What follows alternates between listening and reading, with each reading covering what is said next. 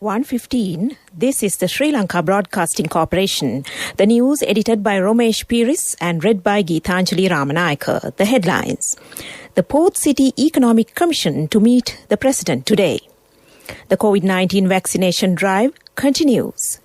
The state and private sector banks open island-wide today and tomorrow for the payment of pensions. All economic centres to open for wholesale trade over the weekend. A Gazette extraordinary prohibits traders from refusing to sell 12.5 kilogram LPG cylinders. 600 million rupees allocated to purchase fish stocks by the Fisheries Corporation. The environmental bill to be tabled in Parliament. In news from overseas, the US President Joe Biden rallies allies in Europe. Sports tennis, French Open 2021, Novak Djokovic wins, ensuring fans leave before 11 p.m. curfew deadline in Paris.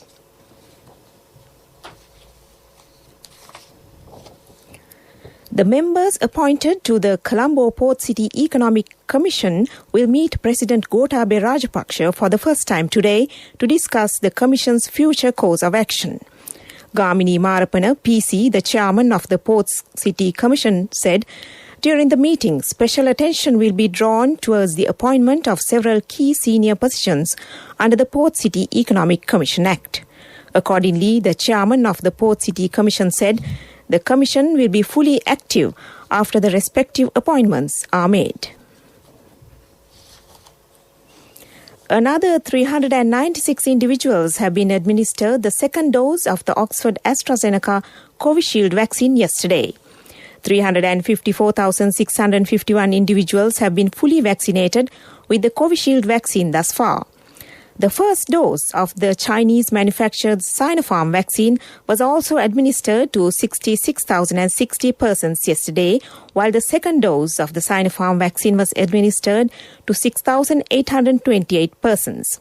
Accordingly, a total of 1,099,092 individuals have received the first jab of the Sinopharm vaccine, while 6,994 individuals have been fully vaccinated with the Sinopharm jab. Meanwhile, the director of the Institute of Allergy, Immunology and Cell Biology, University of Sri Jayawardhanapura, Dr. Chandima Jeevandara, has stated that another person infected with the Delta COVID variant B16172, which was assumed to originate from India, has been identified from Sri Lanka. This is the second COVID patient identified in Sri Lanka who was infected with the Delta variant. He further added that 80 persons were diagnosed with the Alpha variant B117, which was originated from the UK. The Presidential Task Force on Economic Revival and Poverty Eradication says that state and private banks island-wide will be open today and tomorrow for the payment of pensions. In addition, post offices have also been instructed to remain open today, tomorrow and Saturday, the 12th of June. The task force said persons who travel to obtain the pension allowances may use their pension identity card as a travel pass.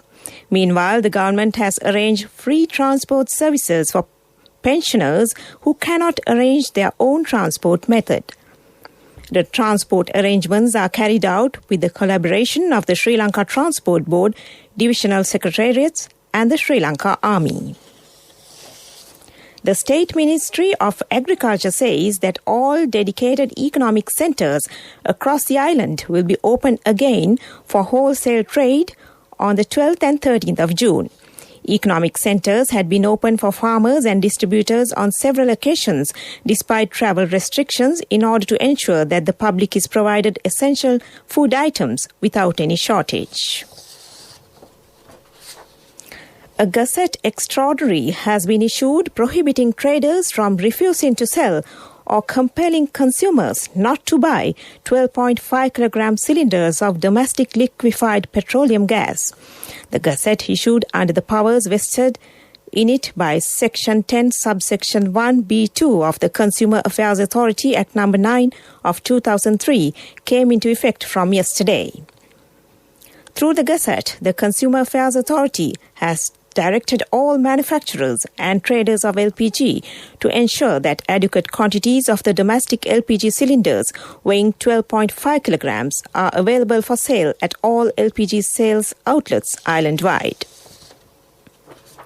The State Minister of Inland Fish, Fishery, Harbour Development, Multi-Day Fishing Activities and Fish Exports, Kanchana Wijesekara, says the Ceylon Fisheries Corporation purchased 2,700 kilograms of fish yesterday.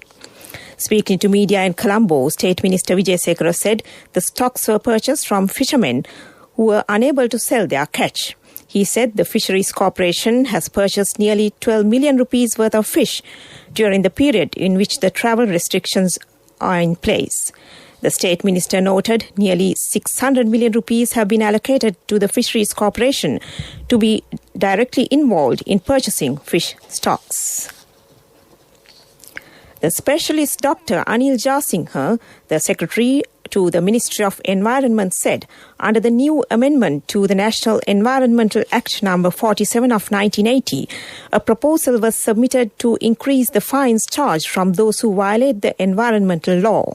At present, the fine charged for offences in violation of the National Environmental Act is within the 5,000 rupee range, and as per the new environmental bill, the fine will be increased up to 100,000 rupees.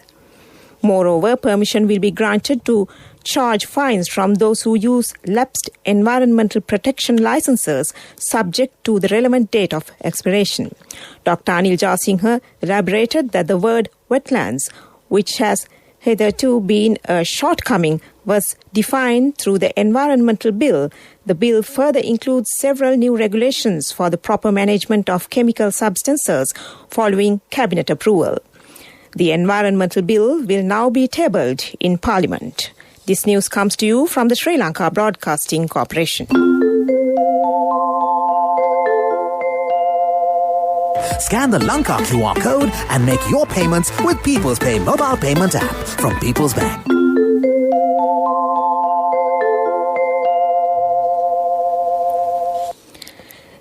The opposition parliamentarian Partali Champika Ranawika has dismissed claims that his faction is attempting to oust Sajith Premadasa as opposition leader. He also dismissed claims that he is backing Ranil Wickremesinghe to take over the opposition leader. Ranawika said he aims at eliminating nepotism from politics and ensuring that it involves skilled individuals. The service during the church feast at the shrine of Our Lady of Madhu is set to be held on the 2nd of July with the participation of a limited number of persons. The Manor Bishop, Reverend Emmanuel Fernando, stated that the decision to hold the service without the participation of devotees was taken considering the travel restrictions imposed in the country. That ends local news. Nobody looks for hotels like this. So why do you still pay with cash when you have People's Pay mobile app from People's Bank? Scan the Lanka QR code and make your payments with People's Pay mobile payment app from People's Bank. The main news story is brought to you by Siddhalepa Vedamahatmya. On our main news story, the Minister of Environment, Mahinda Amaravira, said the Ministry of Environment has taken measures to ban another 11 products made of polythene and plastic. The Ministry of Environment has taken steps to ban 5 types of products that are harmful to the environment.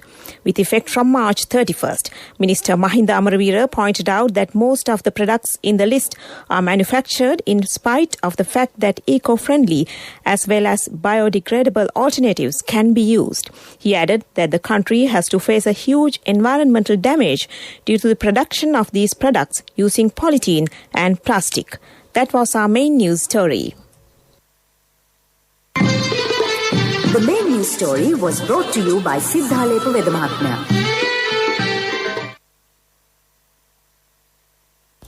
In Washlai, the University Grants Commission has extended the deadline to submit applications for the admission of students to state universities for the academic year 2020-2021. Accordingly, the chairman of the GC, Professor Sampath Amaratunga said that applications can be submitted until the 18th of June. Earlier, the acceptance of applications for admission to universities for the academic year 2020-2021 commenced on 21st of May 2021, and the deadline for submission of applications was set to end on the 11th of June. That came to you in Watchlight. And moving on to world news, the headlines. The US President Joe Biden rallies allies in Europe. Moscow court outlaws extremist organizations. Indian Railways to become world's largest green railway network with net zero carbon emission. US President Joe Biden has arrived at an Air Force base in England on his first trip abroad as president. He says Americans are all ready to collaborate again with their allies.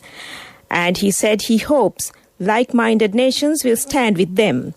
During his trip, Biden will meet with the heads of the world's most advanced economies at a summit of the Group of 7 nations. He will then hold meetings with leaders of NATO and the European Union.